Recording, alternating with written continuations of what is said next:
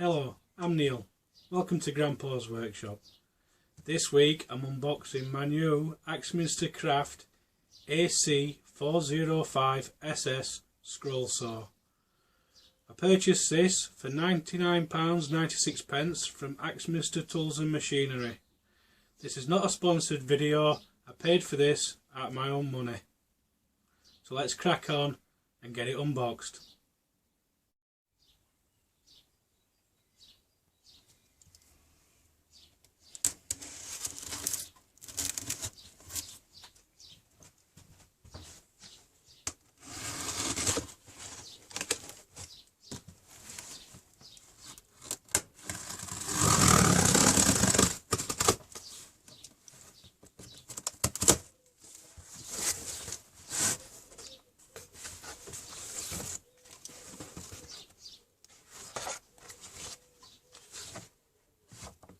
First things first in the box, instructions.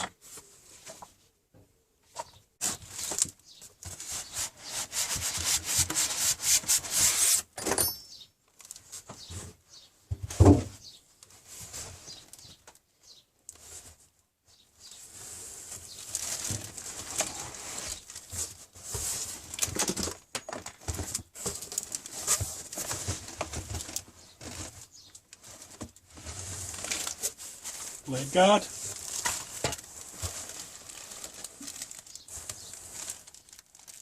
Allen key and a pinless blade.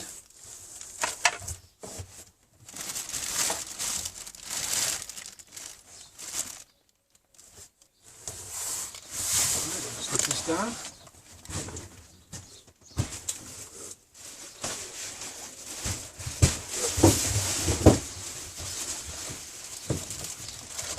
And there's the saw itself.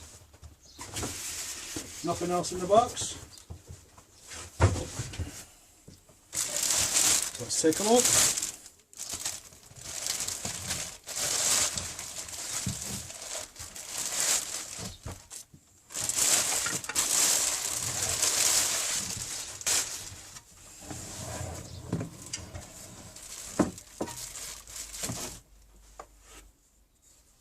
Cardboard tube to protect the dust part.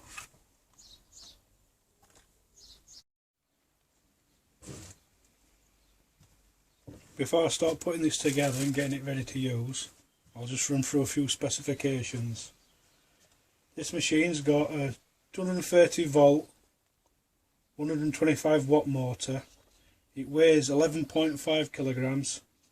It's a variable speed from 550 to 1600 strokes per minute. Maximum depth of cut is 50 millimeters. The table tilts from 0 to 45 degrees. The throat depth is 406 millimeters or 16 inch. It has a 35 millimeter dust extraction outlet, and this machine accepts both pin-ended and pinless blades, which is what I wanted.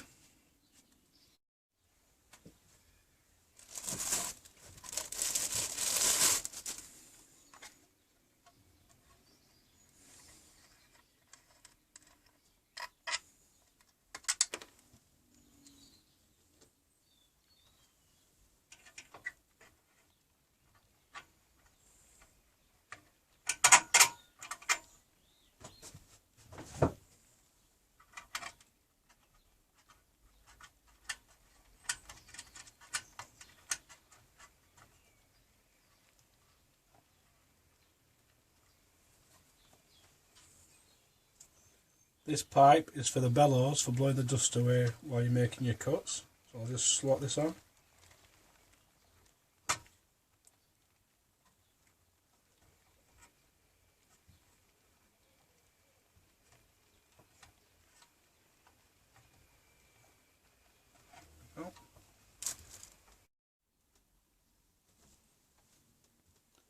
This is the locking knob for the table tilt.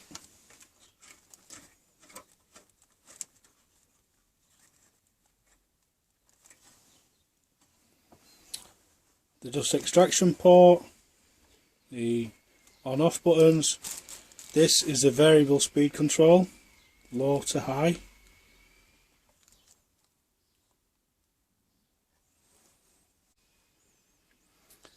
This knob at the rear of the machine is for tensioning the blade.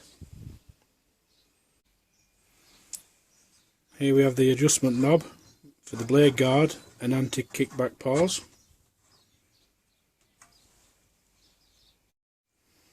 And this is just the little securing knob for the pinless blades. This machine's got a cast iron base and it's got 3 mounting holes, one either side near the front and one at the back for securing it to a bench. Right, let's start it up for the first time, make sure it works.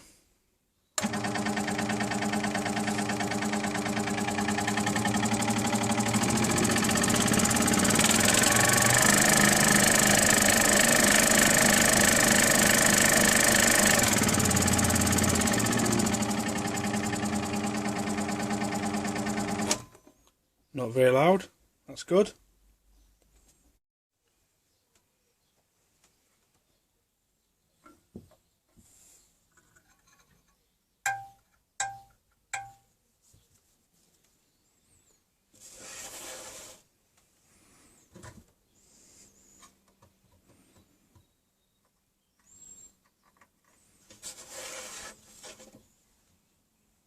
Right, let's just get a quick test cut.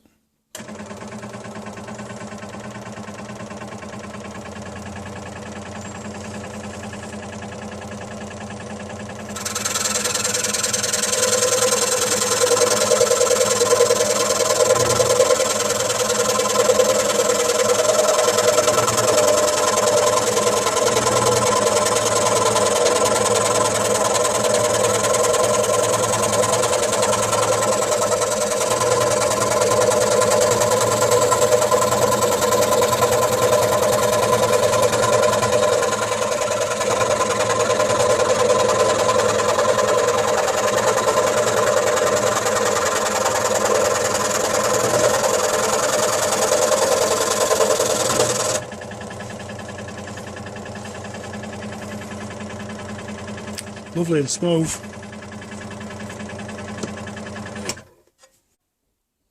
When you purchase this machine, they also send you out a pack of pinless blades.